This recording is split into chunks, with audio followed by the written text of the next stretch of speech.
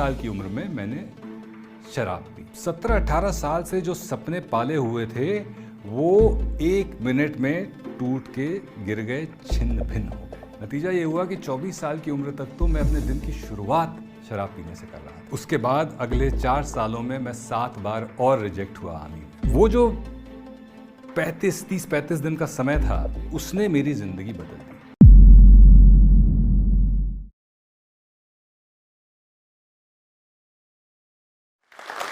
नमस्कार, मेरा नाम है विजय विक्रम सिंह। मैं पेशे से एक वॉइस ओवर आर्टिस्ट हूँ। मेरी आवाज़ आपने टेलीविज़न के किसी न किसी शो में, किसी एड फिल्म में या किसी मूवी के डब में ज़रूर सुनी होगी। पर साल के 3.5 महीने एक शो आता है जहाँ पर एक आवाज़ आपसे कहती है सुबह 9 बजे।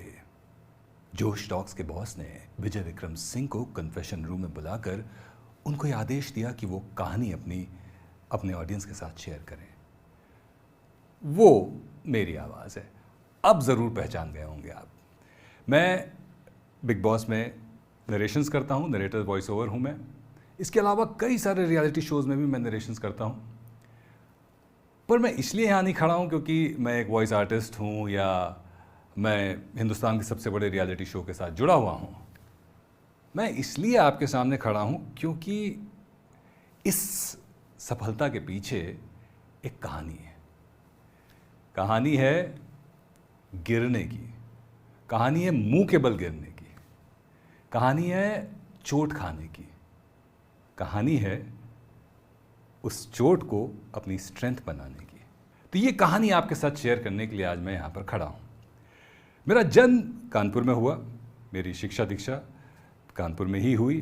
डॉक्टर वीरेंद्र स्वरूप एजुकेशन सेंटर में मैं पढ़ा। मेरा जन्म एक लोअर मिडिल क्लास फैमिली में हुआ था। जब एक्चुअली जन्म हुआ था तो हम लोग काफ़ी संपन्न हुआ करते थे, लेकिन कुछ परिस्थितियां ऐसी आईं पिताजी के व्यापार में कि पैसे चले गए। लेकिन एक चीज़ जो नहीं गई वो थी मेरे माँ बाप का जज्बा अपने बच्चों को अच्छी शिक्षा देने का। पैसे नहीं थे लेकिन जज्बा था, तो किसी तरह जोड़ तोड़ करके हम लोग अच्छे स्कूल में पढ़े और उस स्कूलिंग का नतीजा है कि आज जो इस करियर में मैं हूँ उसका बहुत बड़ा श्रेय मेरी स्कूलिंग को जाता है। हम लोग का सेट टाइम हुआ करता था कि इतने बजे से इतने बजे तक पढ़ना है और इतने बजे से इतने बजे तक खेलना है और फिर इतने बजे घर आके फिर पढ़ना है और खा के सो जाना है। एक ज़बरदस्त बेहतरीन डिसिप्लिन माहौल हमें मिला हुआ था और अभिव्यक्ति की आज़ादी। अगर मुझे लिटरेचर में रुचि थी, अगर मैं 15 साल की उम्र में मधुशाला पढ़ता था या गालिब को सुनता था तो मुझसे सवाल नहीं किया गया कि तुम इस उम्र में ये क्यों सुन रहे हो या ये क्यों पढ़ रहे हो। मुझे आज़ादी दी गई कि ठीक है, अगर तुम पढ़ाई कर रहे हो, अपनी पढ़ाई पे तुम्हारा पूरा ध्यान है तो तुम उसके आसपास इर्द गिर्द जो चाहो वो कर सकते हो। स्कूलिंग ख़त्म हो गई, ग्रेजुएशन किया कॉमर्स में। लेकिन शुरू से ही, स्कूलिंग के टाइम से ही मेरी इच्छा हमेशा से थी कि मैं आर्मी ऑफिसर बनूं। मैं फ़ौज में जाना चाहता था और मेरे ग्रैंडफादर ख़ास तौर पे इस चीज़ के लिए मुझे बहुत प्रोत्साहित करते थे। उन्होंने मेरा नाम ही रखा हुआ था ब्रिगेडियर विजय विक्रम सिंह। वो मुझे ब्रिगेडियर विजय विक्रम सिंह बुलाते थे। बाद में जब वो थोड़ा सा बीमार हुए और उनकी मैं दाढ़ी वगैरह मैं ही बनाता था तो वो कहते थे बार ब्रिगेडियर विजय विक्रम सिंह, लेकिन वो हमेशा मुझे एक फ़ौजी के तौर पर देखते थे। तो मेरे दिमाग में यही बसा हुआ था कि मुझे ज़िंदगी में आगे चल के फ़ौज में जाना है। मैंने प्रयास भी उसी तरफ किए। ग्रेजुएशन के साथ साथ मैंने कंबाइंड डिफेंस सर्विसेज का एग्ज़ाम देना शुरू किया और क्लियर किया रिटन एग्जामिनेशन और इंटरव्यू के लिए बुलाया गया। आर्मी का जो इंटरव्यू होता है, आर्मी में ऑफिसर बनने का, सीडीएस के थ्रू आप इंडियन मिलिट्री एकेडमी देहरादून के लिए सिलेक्ट होते हैं अगर इंटरव्यू क्लियर करते हैं आप। तो एसएसबी बोलते हैं उस इंटरव्यू को, सर्विसेज सिलेक्शन बोर्ड, जो कि 5 दिन का होता है। वो एक पूरा प्रोसीजर होता है जहाँ पे कैंडिडेट्स को जज किया जाता है अलग अलग पैमानों पर। मैं पहली बार वहाँ पर गया और रिजेक्ट हो गया। तो 17-18 साल से जो सपने पाले हुए थे वो 1 मिनट में टूट के गिर गए, छिन्न भिन्न हो गए। मुझे अच्छी तरह से याद है बेंगलोर का वो मंज़र था। मेरे आगे जो बैठे हुए थे और जो मेरे पीछे बैठे हुए थे, दोनों का सिलेक्शन हो गया। मेरा ही नंबर अनाउंस नहीं किया गया और मैं उस दिन टूटा नहीं था, मैं बिखर गया था उस दिन। उस बिखराव का नतीजा था कि 18 साल की उम्र में मैंने शराब पी। और सबसे बड़ी गलती है कि एक तो छोटी उम्र में शराब पी और एक दुख को आड़ बना के शराब पी। मेरा एडिक्शन, मेरी लत वहाँ से शुरू हुई शराब के प्रति। उसके बाद अगले 4 सालों में मैं 7 बार और रिजेक्ट हुआ आर्मी में, एसएसबीज में, अलग अलग एसएसबी में 7 बार और रिजेक्ट हुआ। टोटल 8 बार मैं रिजेक्ट हुआ और उन हर रिजेक्शन मुझे थोड़ा सा और तोड़ देता था। हर रिजेक्शन मुझे थोड़ा सा और शराब की तरफ ले जाता था। नतीजा ये हुआ कि 24 साल की उम्र तक तो मैं अपने दिन की शुरुआत शराब पीने से कर रहा था। इस दौरान मैंने एमबीए भी कर लिया एफएमएस बीएचयू से, हालांकि उस दौरान भी मैं शराब ही पी रहा था। कैंपस में सिलेक्शन भी हो गया मेरा एक अच्छी कंपनी में, नौकरी भी शुरू कर दी, लेकिन इस पूरे काल में मैं शराब पीता रहा और वो बढ़ता गया, वो एडिक्शन बढ़ता गया, वो लत बढ़ती गई। एक समय ऐसा आ गया जब सुबह उठकर मैं पानी नहीं पीता था, मैं शराब पीता था। उसका नतीजा ये हुआ कि 7 साल के अंदर मेरे शरीर पर इतना ख़राब असर पड़ा कि 2005 में 31 जनवरी 2005 को मुझे severe acute pancreatitis with renal failure. एक दिन मैं उठा और मुझे पेट में बहुत दर्द हो रहा था। इतना दर्द था, वो इतना असहनीय दर्द था कि मैं चल फिर नहीं पा रहा था, उठ नहीं पा रहा था। मुझे अस्पताल ले जाया गया, सतना एक मध्य प्रदेश में जगह है, वहाँ पर था मैं, वहाँ अस्पताल ले जाया गया और वहाँ पर डॉक्टर ने डिटेक्ट किया कि इन्हें सिवियर एक्यूट पैंक्रेटाइटिस हो गया है। और वहाँ से उन्होंने रेफ़र किया मुझे संजय गांधी पीजीआई, जो कि लखनऊ में है। मेरे पेरेंट्स मुझे उठाकर वहाँ लेकर गए और वहाँ मुझे बड़े अच्छे से याद है कि जिस डॉक्टर ने मुझे पहली बार एग्जामिन किया उसने मेरी सारी रिपोर्ट्स पढ़ी और मेरी मम्मी को ये बोला कि इन्हें severe acute pancreatitis with renal failure है, इनके वाइटल ऑर्गन्स काम नहीं कर रहे हैं, लंग्स में 70% पानी भर गया है, किडनी काम नहीं कर रही, लिवर काम नहीं कर रहा है, बचने का जो चांस है वो मात्र 15% है। आप कहें तो हम इलाज करें, वरना तो ये पैसे की बर्बादी है। और मुझे आज भी अच्छी तरह से याद है कि मेरी माँ ने क्या जवाब दिया था। उन्होंने कहा था आप अपना काम करिए और हम अपना काम करेंगे। हमारी माली स्थिति, मैं बता दूं, उस समय भी बहुत ख़राब थी, अच्छी या बेहतर नहीं थी, बहुत ख़राब थी। पर उन्होंने बिना सोचे ये कह दिया कि आप अपना काम करिए और मैं अपना काम करूँगी, हम अपना काम करेंगे। वो जो 30-35 दिन का समय था जो पीजीआई में मैंने बिताया, उसने मेरी ज़िंदगी बदल दी, क्योंकि उस दौरान बचने के चांसेस बहुत कम थे। मुझे एक बीच में निमोनिया का दौरा भी पड़ गया, मैं मरते मरते बचा।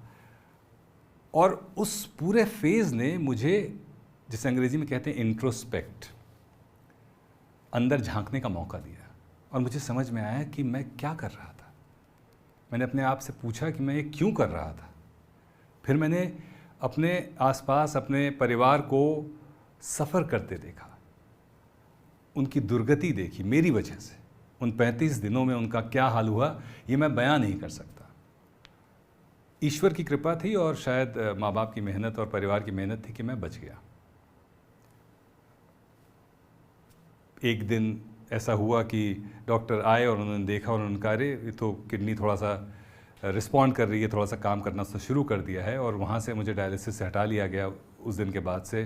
फिर लिवर ने भी काम करना शुरू किया। 35-40 दिन बाद मुझे आईसीयू से निकाल के बाहर रख दिया गया, फिर उसके बाद डिस्चार्ज किया गया और 2-2.5-3 महीने लगे।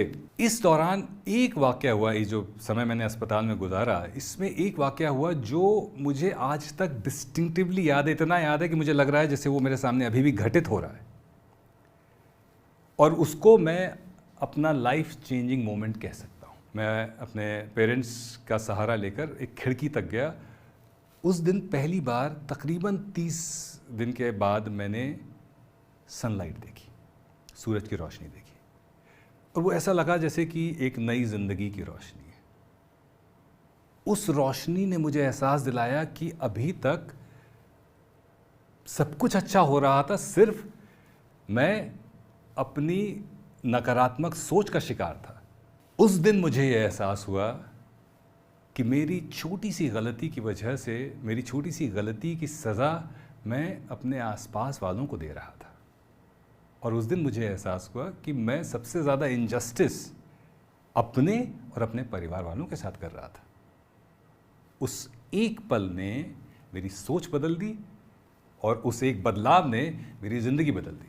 ऐसा नहीं हुआ कि जैसे फिल्मों में होता है कि हाँ उसके तुरंत बाद ही जो है सब कुछ एकदम अच्छा हो गया और मेरे पास एक बड़ी सी गाड़ी और बड़ा सा घर आ गया। ऐसा कुछ नहीं हुआ और ऐसा होता भी नहीं है। पर वो सोच जो बदली, उसके बाद मैं जिसे कहते हैं एक्शन ओरिएंटेड हो गया।